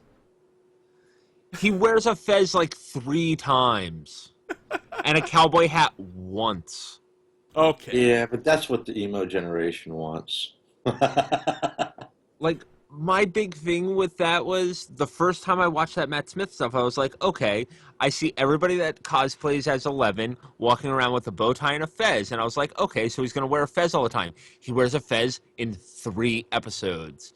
And I'm like, you can't call that part of the Doctor's outfit if he doesn't wear it all the time, so take it off your damn head. Well, he also was very big on the bow tie. The bow tie, I understand. He wore the bow tie all the time. That's true. Fair point. But It's the fez, there's no way the fez will not be an integral part of him, whether he wears it a lot or not, because he clearly loves the fez. I mean, he almost drops the darn thing and he, goes for it. It's like, oh, there's the fez. Whew, that was close. All right, what do we still have left to do? Because, no offense, I am getting tired. I know. We'll try to wrap it up. Chris had a long day. He did. I did. So, I feel like I've talked too much this episode too. I apologize, Stan. No. Yogi. It's fine. Wait, again, anything can happen on this show, and the ideal thing, what we really want to have is have like at least 3 to 5 hosts. I think that's the sweet spot for this format, and just have roundtable discussions, more topical discussions. In this episode, we're trying to cover a lot of ground, and we're obviously gonna have to come back to a lot of this stuff, which is part of the fun. Especially as you, the audience, let us, you guys let us know what you think about all these things. That'll help us keep the conversation going. But You gotta say that in Spanish, dude. you're trying to get me to speak Spanish, Mister. I keep trying, Well, there's no point in me saying that in Spanish, because I don't think the people that are speaking Spanish would call a long distance number to leave a voicemail, would they? Yes, they would. Maybe they might. Pues si quisieras dejarnos un mensaje con sus sentimientos sobre la temporada 8 de Doctor Who, o Doctor Quién, como prefieres decirlo. And nuestro número es 206-415-4987. There you go, guys. Awesome. Hey, let's wrap up with our hopes for Peter Capaldi. Well, before we even say that, so far, overall Peter Capaldi performance, if you had to give it maybe a letter grade, what would you guys give him? Go ahead, Chris. Um, for the 1.25 episodes I've seen of Capaldi as a whole, I would give Capaldi a D minus. All right, wait. Based on his clout as an actor, not how they've written the Doctor. No. I thought you said rate him as the Doctor. Like, he's a good actor, but as the Doctor, Capaldi as a Doctor, if the writing doesn't get better, he will go down as being one of the worst Doctors I've ever watched. Right now, he is a D minus, and the only reason he's not an F is because there are times when you can see the Doctor underneath, and there's times where the Doctor kind of shines through, but those times are very few and far between. I see that. I feel like he has a lot of potential, so I'm gonna give him a B plus. I see the potential there. I don't, but B plus does not mean potential. B plus means that he's doing almost a really good job. Just based on the thing, so for my rating is based on the potential that I see for him to be one of the greats, and the hopes that they will fix the writing, and then what I've seen him of his acting performances thus far. All right, Stan, I want to hear what you have to say. All right, I give Capaldi a C. A what? A C. Okay. So almost a C minus. But see, I don't know if it's him or if it's the writing. So my hope for Peter Capaldi is that he becomes the dangerous Doctor. You know, he becomes the Doctor that wields the sword of intelligence. I mean, he gets back to some of the core elements of the old Doctor. So, and this, I'd like to see the show continue to avoid brutal violence and savage sexuality.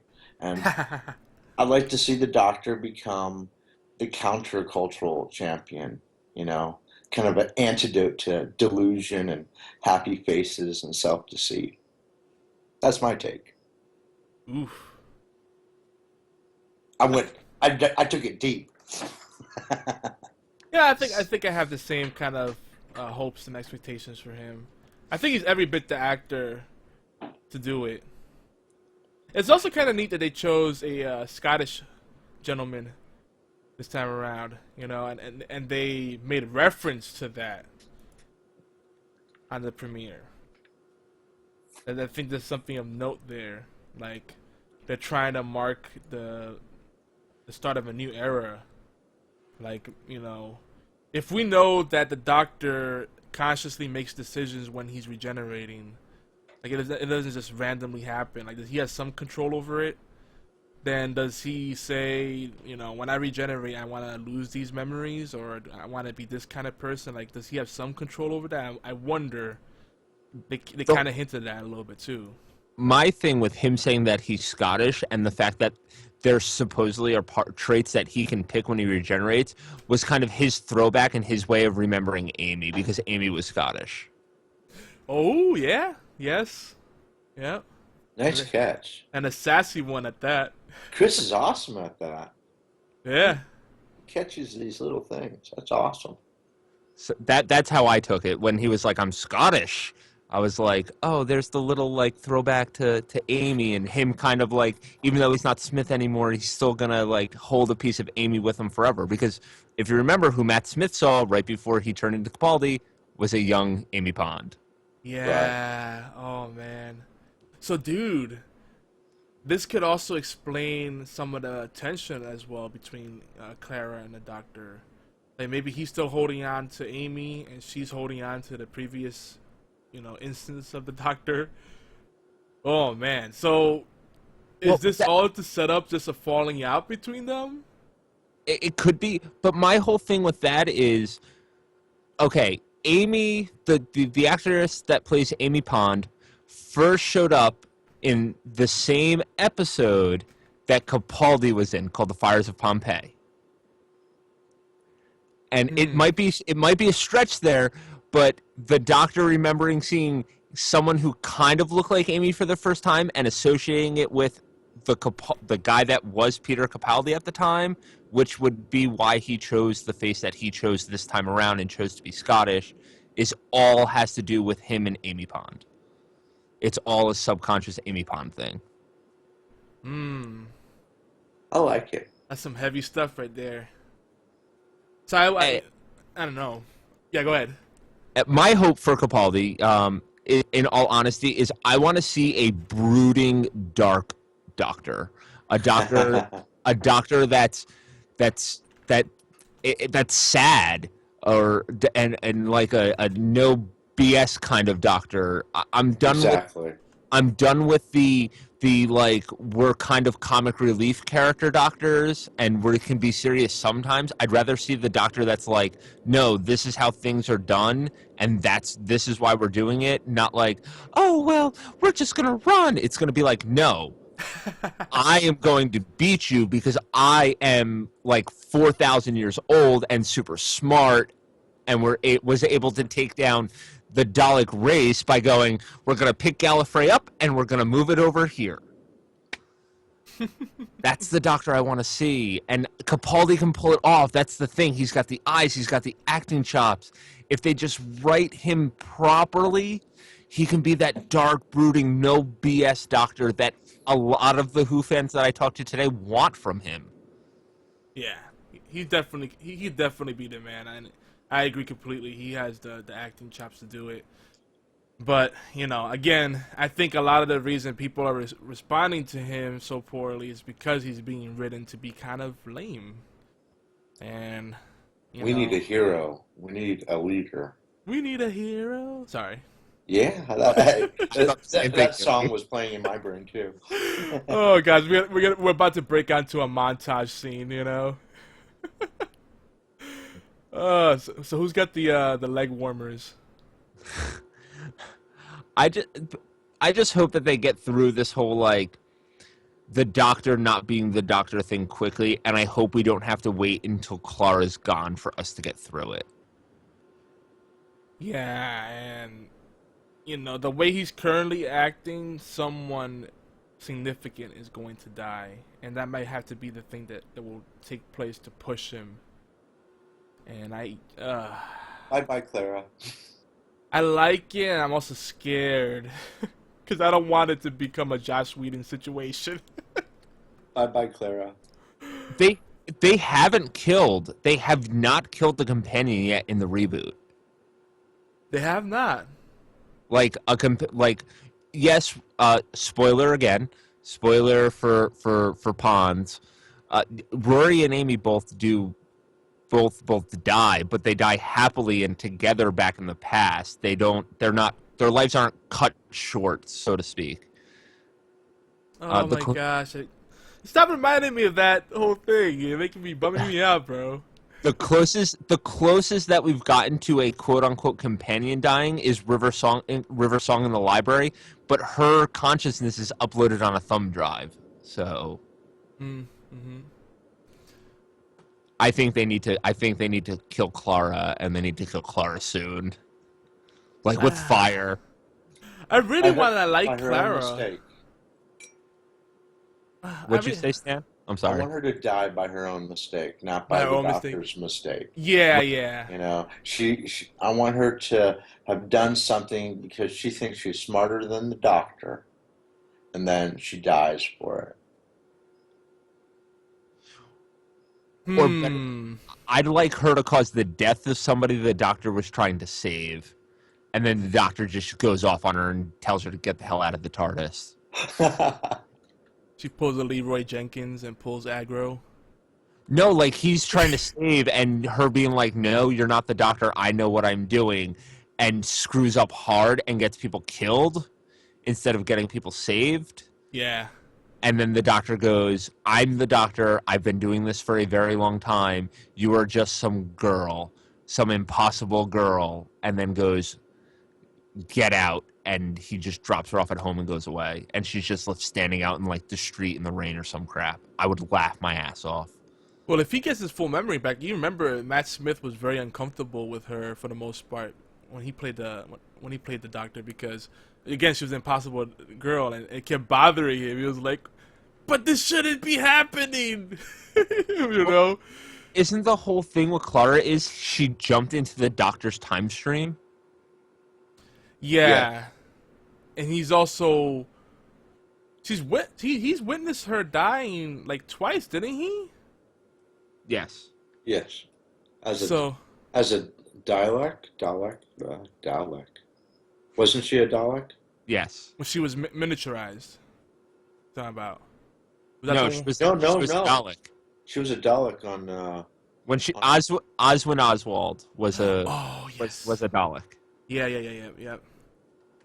So, I really, like I said, I really want to like her. I want to go back and experience the last couple of series or seasons, whatever you'd prefer, and then get back into this, because I think she has potential. I know everybody's like, die in the fire, you're terrible, but it's just because they're trying to offset the doctor by making her, I love a take charge girl.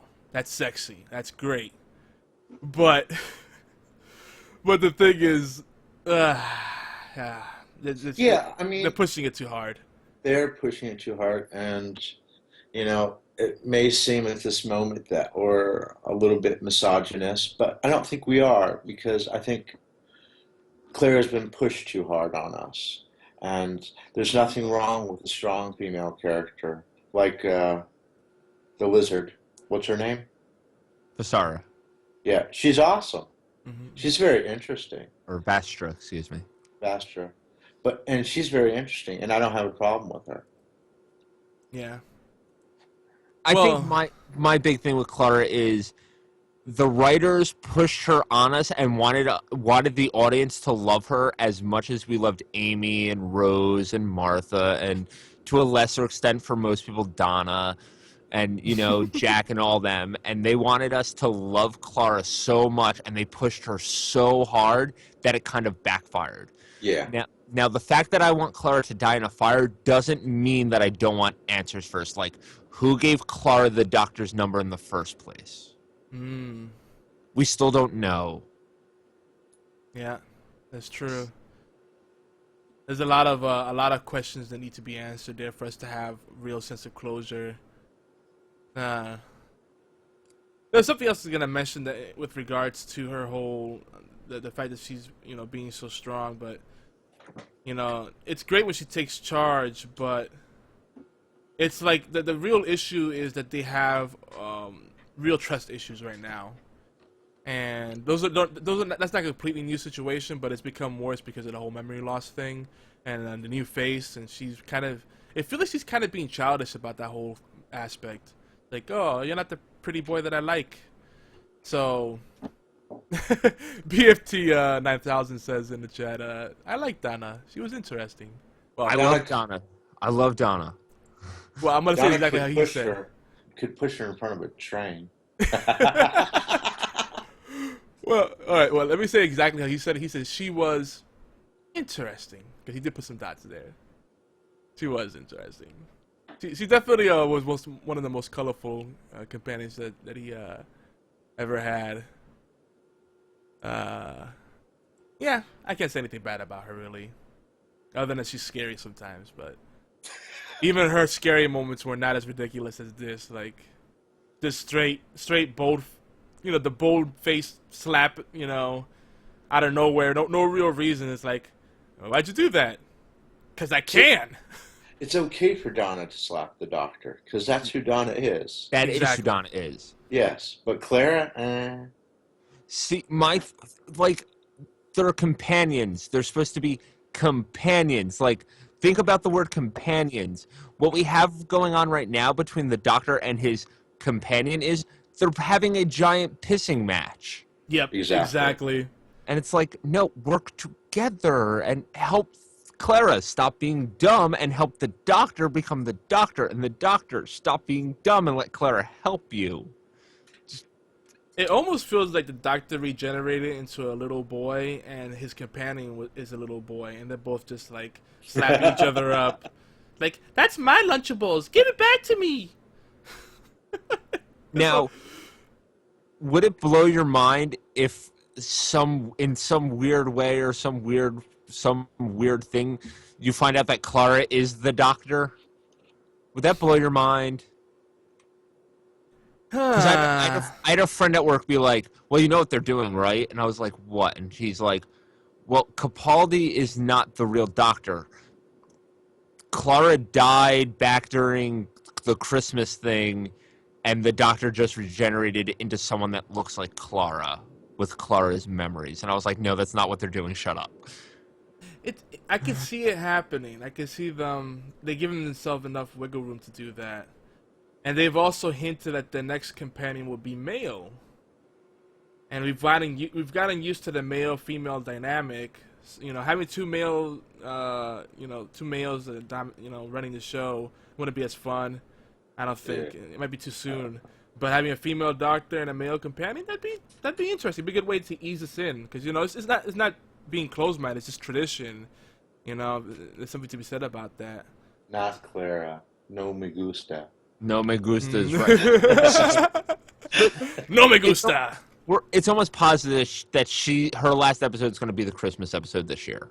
Yeah, and that was my argument against it. Is like it's almost confirmed that she is not going to be the companion after the Christmas episode this year. And there's been some tension there too. Like, she's been flip-flopping about her interest in staying on the show and stuff. It seems like another kind of Eccleston situation where there's a conflict of personalities. So all this drama behind the scenes, you know. And the worst part about that isn't the actress that plays Clara, isn't she actually married to David Tennant? You know, I seem to recall something like that, which is pretty neat too. There's something there behind the scenes. And Matt Smith is married to Billie Piper?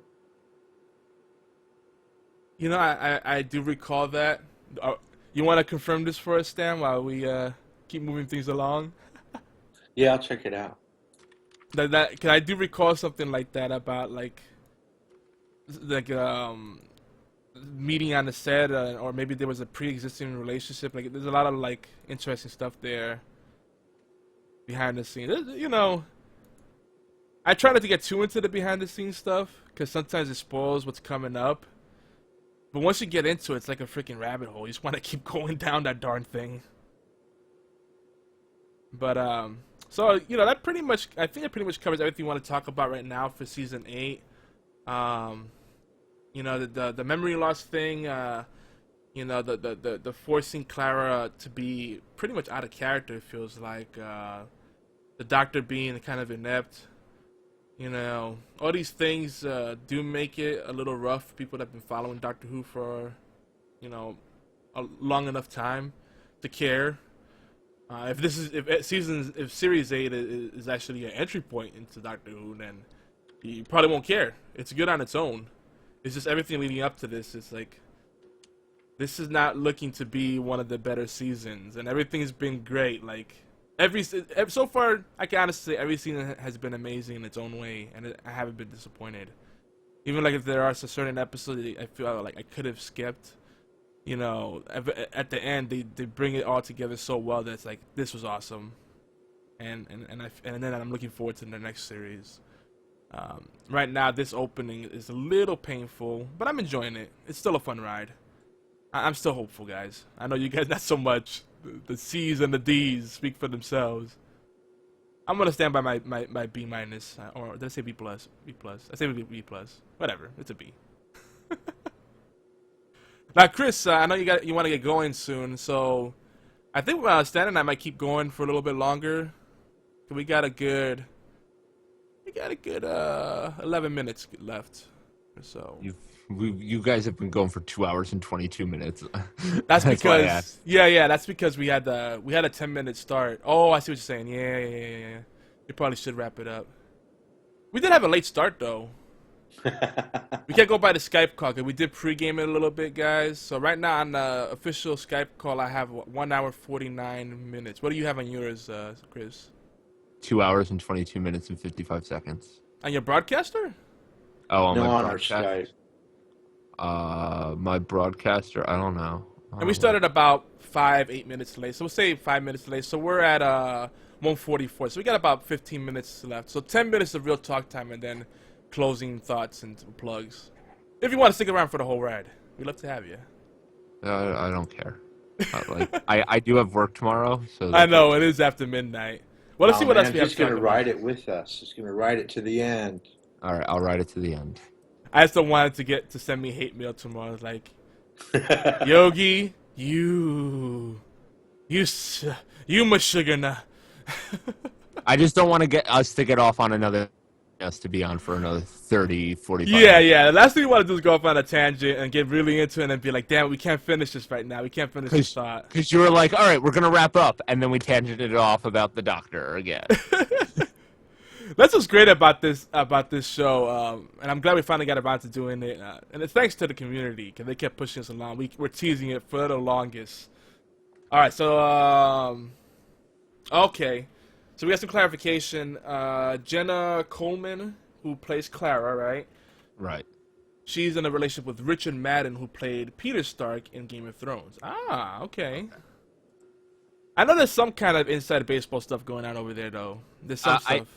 David Tennant is dating Jenny, who played his daughter in The Doctor's Daughter. Yes, yes. And Matt Smith dated Karen Gillan for a while, as well as Billy Piper for a while, but he's not anymore. Yeah, you know, actually, I need a Karen Gillan thing because there were some times, like, when you see them together, like, they were in the celebrity bowling thing. That's one of the few things good that I can actually stand to watch from the Nerdist because it's not that much Chris Hardwick in it. But did you notice, like, they were pretty chummy and, like, touchy-feely? And then when I saw them, like, another time, they were, like, kind of like, yeah, we were on the show together. So, yeah, I had a feeling there was something going on between them. Good on you, Matt Smith. Good taste, sir. We'll live vicariously through you, sir. But, you know, speaking of Jenny, I kind of liked that whole thing they did with that. Wouldn't it be neat if they kind of brought her back, did something with that? The last we saw her, she regenerated, got in a rocket, and flew away. Yeah. She flew in a rocket. I mean, the paths could cross. That was a big, wide open, you know, loose end there. So that'd be pretty cool. So see, again, we have so much potential for strong female characters. Let's not force it and make lame characters in the end, because then it does everybody disservice. That's all we're saying. We're not being chauvinist about it or anything of the sort. It's just Word. It's got to be more natural. It needs to be more authentic. You know, it's Need more River Song. oh, you know, that's for another discussion. Yeah, What's for another discussion? River Song. You don't like River Song? I personally have a love-hate relationship with her. I know you explained some of the reason for why she was the way she was, but again, it goes back to let's make the Doctor into an incompetent buffoon so everyone else can save him. I.e., no, this damsel in distress thing offends certain people, so let's make him the damsel and do a role reversal so we can pander to everyone. But that's not what they were doing. It felt like that to me. Because she was a female character that saved a male character, so therefore they're pandering? No, I don't. I think the problem with River Song is that she lacks a certain femininity. That's what made her good. No, you can't take the woman out of a woman. Why do that? I think they tried way too hard. It's kind of like Michonne in The Walking Dead. Like, yeah, she's badass, but she didn't belong in The Walking Dead. And River Song on Wait, Doctor did you Who? just say? Wait, did you just say Miss Shutters in the Walking Dead She is comic? awesome. In the one of the best characters. I know she's in the Walking Dead comics, but on the show, doesn't belong. Listen, it's just it ruins this immersion of How? Because in the comic medium, it works. Because we expect superheroes and ninjas and pirates. But then you put her in the show, but it's not like... in The Walking Dead. It's not superheroes and pirates and robots and stuff like that. Daryl is pushing it. But she comes in here, ninja swords, chops up everything. It's a little much.